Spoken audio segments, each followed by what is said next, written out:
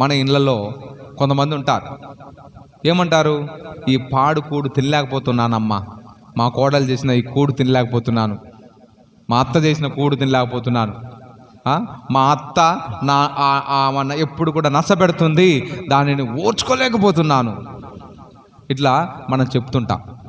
కానీ ఇళ్ళలో మీ పెద్దల పట్ల కానీ, మీ పిల్లల పట్ల కానీ, భార్య పట్ల కానీ, భర్త పట్ల కానీ ఎవరైతే ఓర్పు లేకుండా, సహనం లేకుండా జీవిస్తారో వాళ్ళ పరిస్థితి చాలా దుర్భరంగా ఉంటుంది.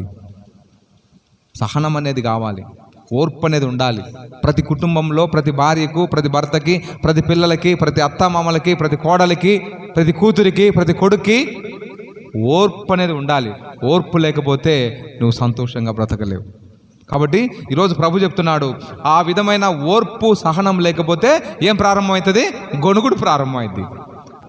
ఎవరైతే గొణుగుతున్నారో, ఎవరైతే ఓర్పు లేకుండా దేవుని పైన తిరుగుబాటు చేస్తున్నారో, ఎవరైతే దేవుణ్ణి నమ్మట్లేదో, విశ్వసించట్లేదో, దేవుడు చేసినటువంటి ఆ గొప్ప కార్యాలను, ఆ మహత్తరమైనటువంటి అద్భుతాలను ఎవడైతే దానిని గమనించలేకుండా, దాన్ని లెక్క పెట్టకుండా దేవుణ్ణి తృణీకరిస్తున్నారో అలాంటి వారందరూ కూడా ఆ విషపూరితమైనటువంటి పాము కాటుకు బలి అయిపోతున్నారట. ఎవరైతే ఓర్పు కలిగి, సహనం కలిగి దేవుని ఆధారపడి జీవించారో వాళ్ళు మాత్రమే బ్రతికి బట్టగట్టారు. ఎవరైతే గొనుక్కుంటూ సహనం కోల్పోయారో వాళ్ళందరూ కూడా చనిపోయారు. వాక్యం చాలా క్లియర్గా చెప్తుంది.